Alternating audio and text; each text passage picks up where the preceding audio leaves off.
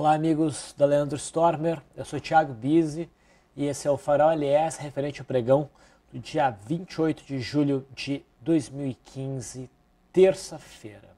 Hoje, novamente um dia interessante no mercado, começou uma reação, né, na Bovespa, a dólar também dá uma sinalização interessante. Vamos dar uma olhadinha então como é que está se comportando o nosso mercado. Nos últimos pregões, os dois últimos em especial, a gente viu o índice testando, né, o início de uma zona de alvo para esse movimento de queda. Tá? Então a gente já tinha que estar bastante atento a sinais de alta, né, e acreditar um pouco mais nesses sinais.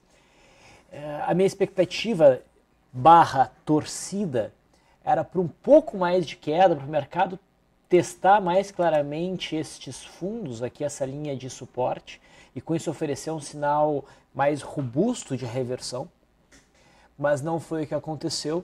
Vocês percebem que hoje o mercado subiu 1,78%, com um volume legal, o que começa a tornar distante no curto prazo, começa a afastar o cenário de curto prazo, o mercado buscar esse patamar um pouco mais abaixo.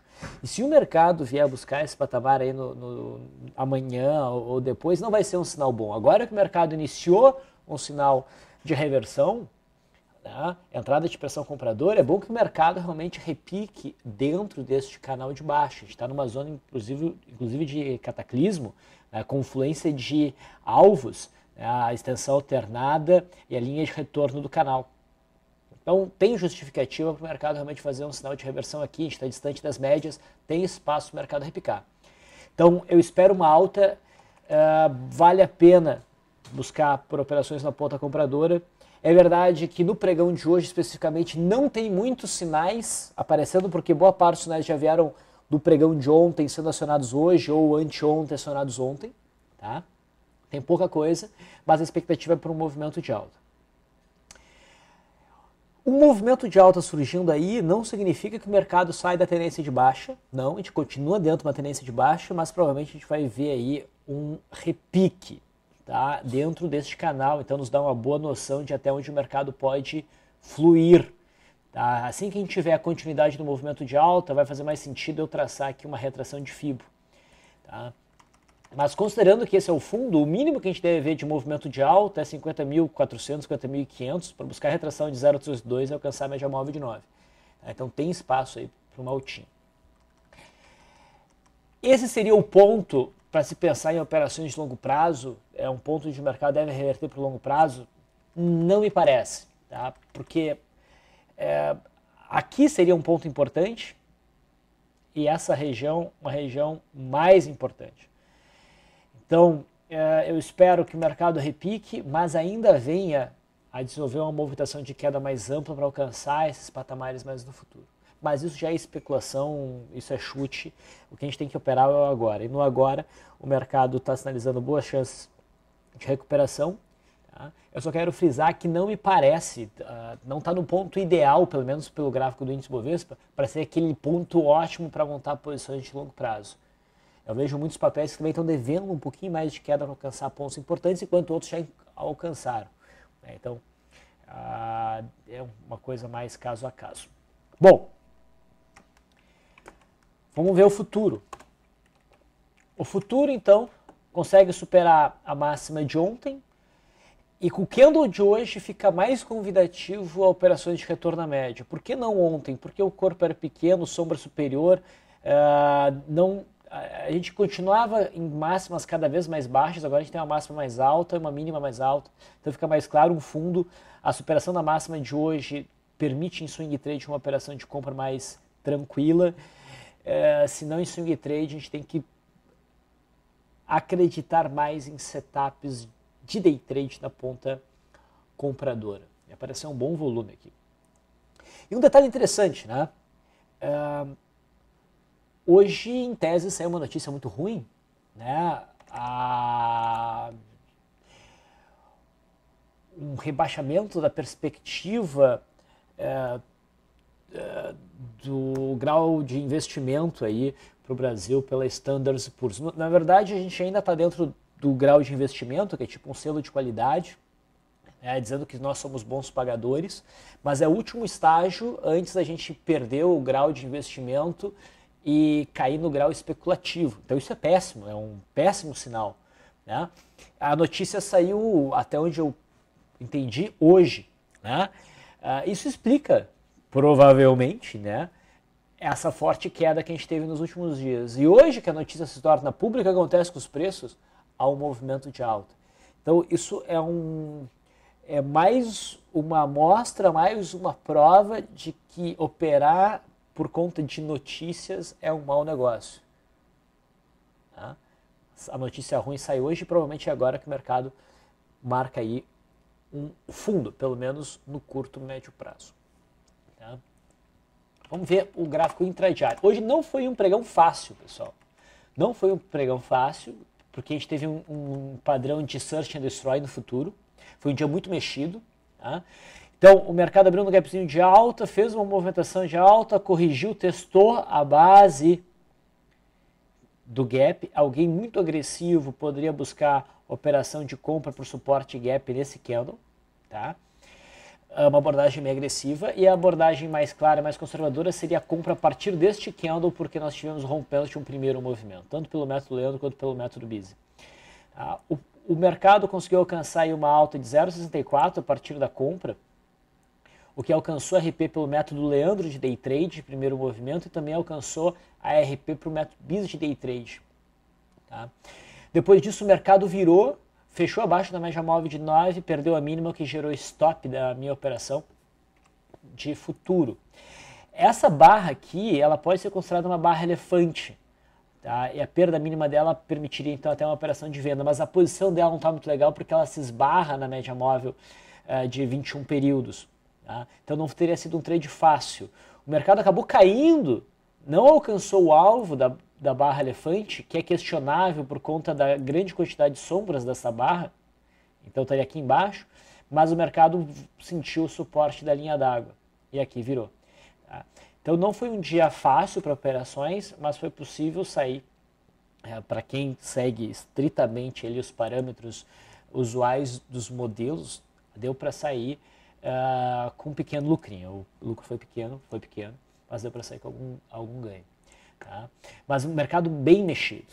Tá? E o caminho para cima não é tão fácil, a gente vai ter que vencer no pregão de amanhã essa média móvel de 200. Então o cenário também é incômodo aqui. Mas a expectativa é de alta.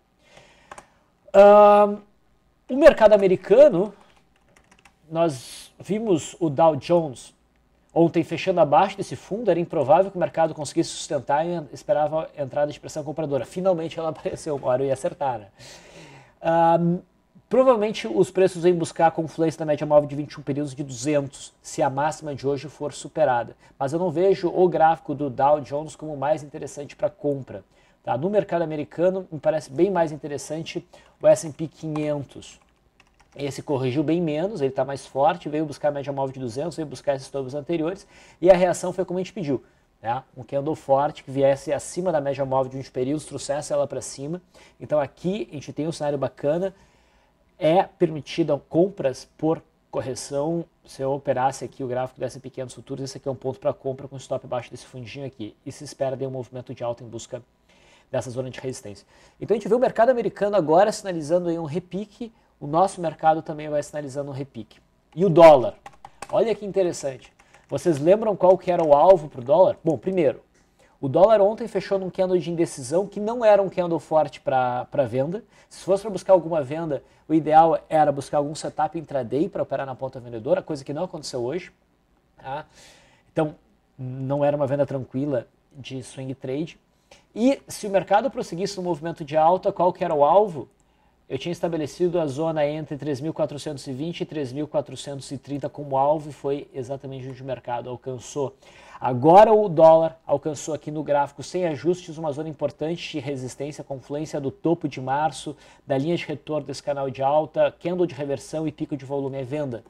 Tá? Então, a gente já deu venda pelo método Leandro lá no nosso site da Leandro Stormer e pelo método Bise a perda mínima de hoje sinaliza então também uma venda com stop, idealmente, tá? Acima de 3.550, 3.450 o stop. Tá? Na perda mínima, um bom alvo para o movimento corretivo seria 3.260, 3.261. Então o dólar vai se enquadrando agora numa operação na ponta vendedora. Se a gente ajustar o gráfico, né, a gente também vê o dólar alcançando ali a linha de retorno do canal de alta. Tirando o ajuste, faz mais sentido. Eu gosto do gráfico sem ajustes. No intraday, WDOQ 15 abriu um gapzinho de baixa, mas como a gente mencionou ali no LS Live, estava com uma cara boa, amigável para um rompimento de linha d'água para cima, coisa que aconteceu a partir das 10h30, gerando compra. Uma compra melhor enquadrada dentro do método Leandro, dentro do que do meu modelo. A minha operação se daria só acima dessa máxima e exigia um pouquinho de coragem, porque a gente estava em cima dessa resistência. Tá? Mas o mercado foi embora até dar esse pico a 1 da tarde, e depois desse pico o mercado reverteu. E conseguiu vir abaixo da linha d'água, pessoal. Tá com toda a cara de reversão mesmo. Tá? Pessoal, vocês que estão nos assistindo, eu tenho absoluta certeza que a maior parte do público nem é nosso cliente na Leandro Stormer. Então, eu menciono o LS Live.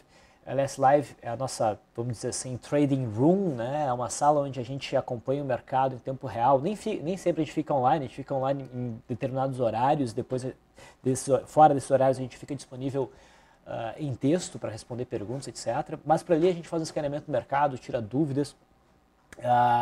É um serviço bem bacana. Então, se vocês estão operando na XP e costumeiramente me ouvem aqui, ou veem os nossos chats de abertura, bate-papo de abertura, comentário de fechamento, fica aqui a pergunta: por que vocês não são nossos clientes ainda? Então, tratem de pedir a migração para o nosso escritório e vamos nos prestigiar mutuamente, ok? Bom, juro.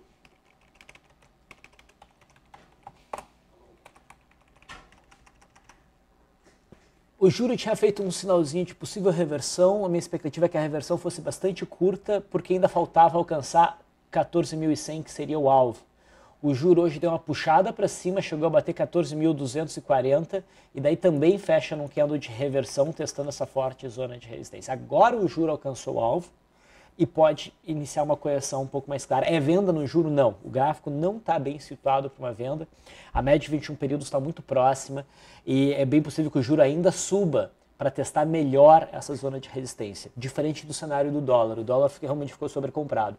O juro não. Então tem espaço para o juro subir ainda. Ok?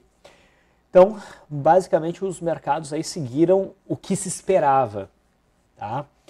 Vamos dar uma olhadinha nos papéis. A Vale começa a reação depois de ter batido naquele suportão que eu mencionei no último farol. Se vocês não sabem do que eu estou falando, assista o farol de ontem. Tá? Não tinha um belo enquadramento para operações de swing trade, é verdade. O ideal seria montar um pivô de alta aí. Mas o candle de hoje me dá uma brecha aí. Eu vejo nisso a possibilidade de encaixar um cenário de gap de fuga. A superação da máxima de hoje na Vale permitiria uma entrada na ponta compradora com stop. Idealmente, eu colocaria o stop, para ser bem sincero, abaixo dos 14. Tá? Para dar espaço para o mercado balançar, o mercado está meio safado. E acho que seria possível ocorrer a beliscada da mínima aqui para depois a Vale subir. Mas não é o melhor cenário para uma entrada. Aqui seria forçando um pouquinho a barra. A Vale se comportou muito bem no intraday. Entre os papéis que eu sempre olho, né, Vale, Petrobras e Itaú estavam muito bem posicionados no intraday para uma operação na ponta compradora, em especial a Vale, que gerou o rompimento de primeiro movimento e frente à forte queda que a gente teve no mercado depois, conseguiu se comportar super bem. Ó. Não gerou stop pela média móvel de 9, minha expectativa é que ela prossiga nesse movimento de alta. Então foi um bonito day trade na Vale. A resistência imediata que ela tem é 15,36. A Petrobras, a PTR4, ela não ficou muito bonita ontem para os métodos usuais de swing trade que eu gosto de seguir. Ela não estava dando sinal de reversão e nem estava testando uma zona de suporte. Imaginava um pouco mais de queda para ela buscar aqui os 9,30. Mas não foi o que aconteceu. O mercado abriu bem altista e a Petrobras reagiu bem. Mas aqui se enquadrou uma tática de guerrilha, né? E a abertura dela foi acima de 1/3 da barra, o que gerou a entrada logo na abertura e com 3% o papel alcançou o alvo do trade de guerrilha. Então acabou sendo um day trade, ela fluiu bem. E no intraday, ela também ofereceu aqui um primeiro movimento, que também alcançou o alvo. Tá? Depois surgiu aqui uma barra elefante baixista, que dava até para operar, né? Mas ela gerou stop com alguns centavinhos pela média móvel de 9. Tá? Então o day trade aqui positivo, em parte, foi prejudicado por essa barra elefante para quem operou. Tá? Dava para operar? Não, dava para operar. O que eu espero da Petrobras? Petrobras não está com um gráfico tão bonito para uma operação de swing trade na ponta compradora e eu continuaria focando em day trade nela. Gerdau, lembram que ontem Gerdau atingiu uma zona de suporte bem importante, tá? Que é essa linha azul. Então agora ela fica mais propensa a um repique. O candle de hoje é mais interessante, não é um cenário clássico para trade de retorno à média, mas acredito que daqui para frente ela consiga desenvolver aí um movimento de repique para cima da média, até a média móvel de 21 períodos. Já é possível. No intraday ela não conseguiu se encaixar muito bem num day trade, apesar de ter feito uma boa alta. CSNA operava perigosamente abaixo do fundo de janeiro e o candle de ontem dava ideia de continuidade do movimento de queda. Tá? O candle de ontem foi... o que o mercado ofereceu hoje foi um forte candle de alta, contrário, o que pode realmente estar marcando um fundo, apesar de não estar num ponto ótimo. É bem possível que o CSNA consiga uma recuperação.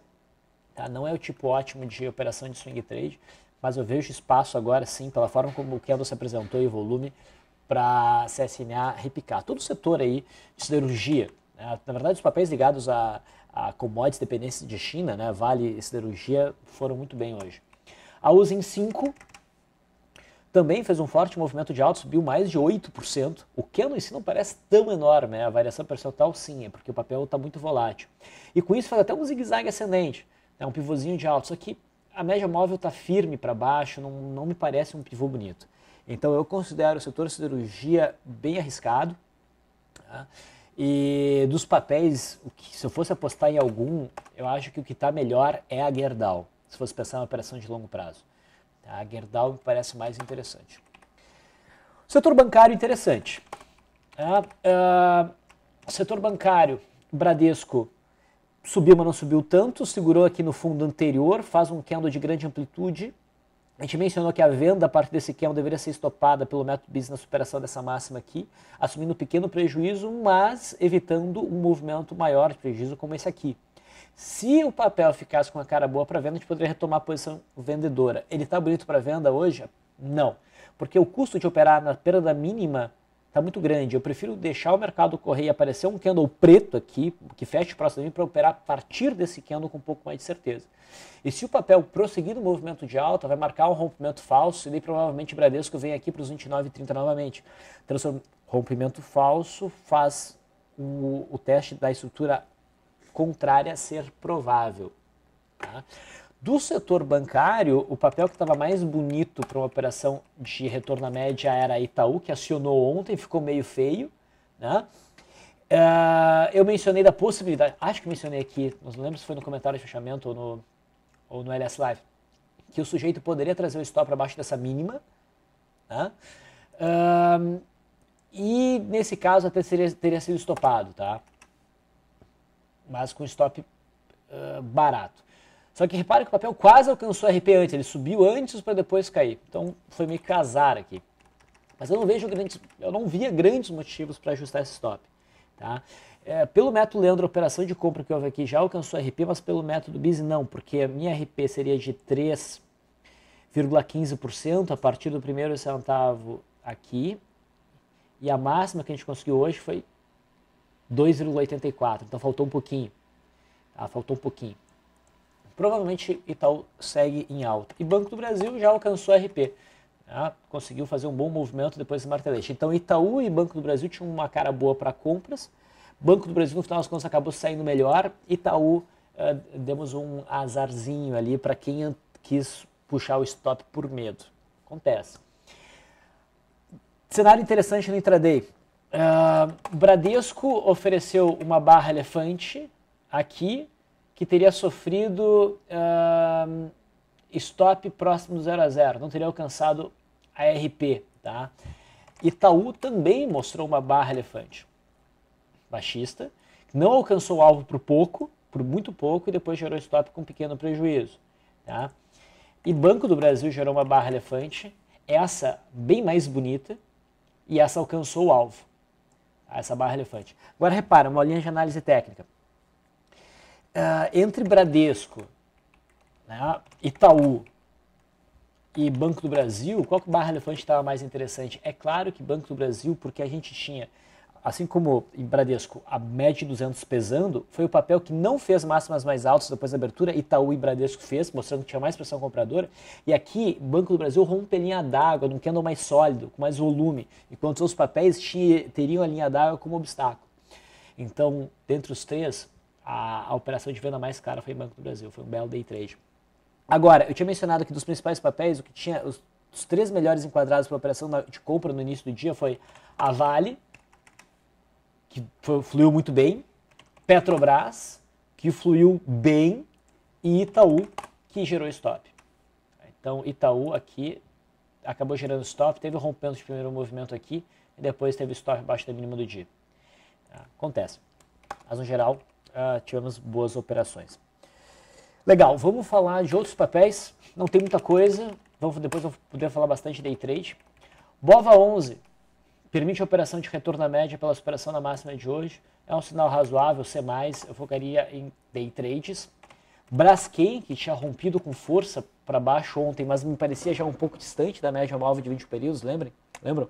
O ideal era tentar encaixar a operação de day trade em Braskem, não houve, a gente não teve enquadramento em day trade, nem na ponta compradora, apesar da forte alta, nem na ponta vendedora, tá?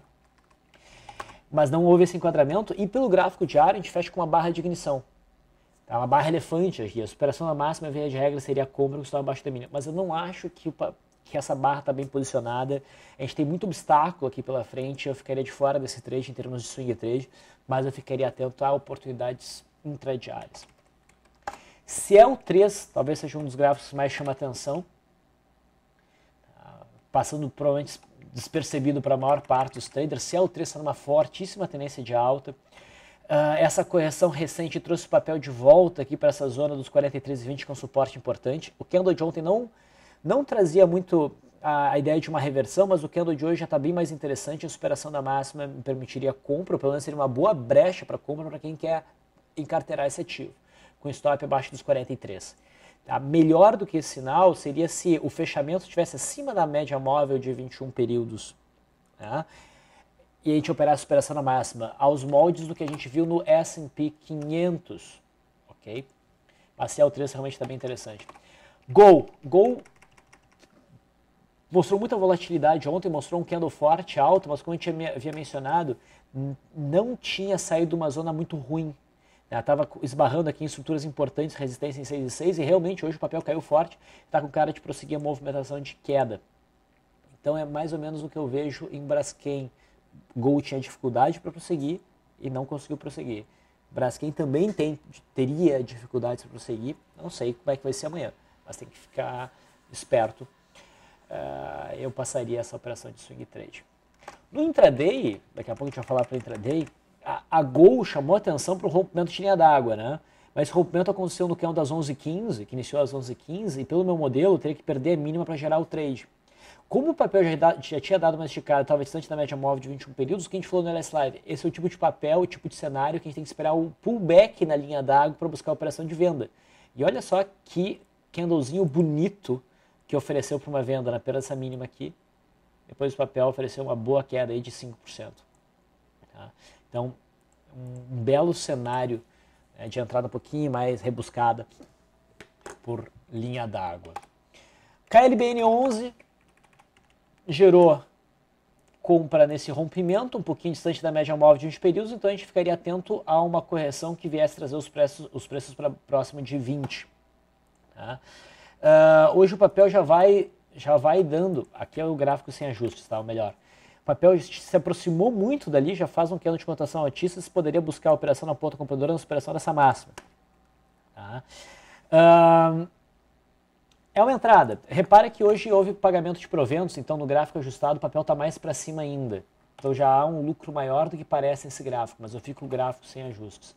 Então a superação da máxima aqui já permite entrada, mas eu ainda trabalharia o stop do rompimento aqui, tá? E melhor sinal seria se a entrada se desse mais próximo da linha, né? Com a sombra inferior mais embaixo. Talvez isso aconteça ainda. Então a entrada só se daria na superação da máxima, a gente dá espaço, dá chance para o papel cair um pouco mais. E por fim, MDA3.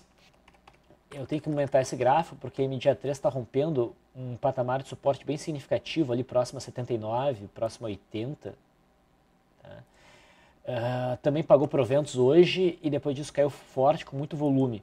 Acho que está um pouquinho afastado da média móvel de 21 períodos para buscar esse trade, mas se houver um pullback, provavelmente vai oferecer uma boa venda. Certo? Então, esses foram os papéis que mais chamaram a atenção. Em termos de day trade, eu já falei ali de Vale, Petrobras e Itaú, já mencionei Bradesco, Itaú e Banco do Brasil, fiz essas comparações de cenário no intraday, né? BRML não acionou ontem esse martelo doji, na verdade a Dragonfly doji vem caindo e no intraday de hoje ofereceu uma operação de venda, né? Rompeu linha d'água, acionou, o mercado veio contra, fechou acima da média móvel de 9, stop aqui e depois conseguiu alcançar o alvo. Dragonfly doji marcou o fundo. Então o day trade aí fluiu.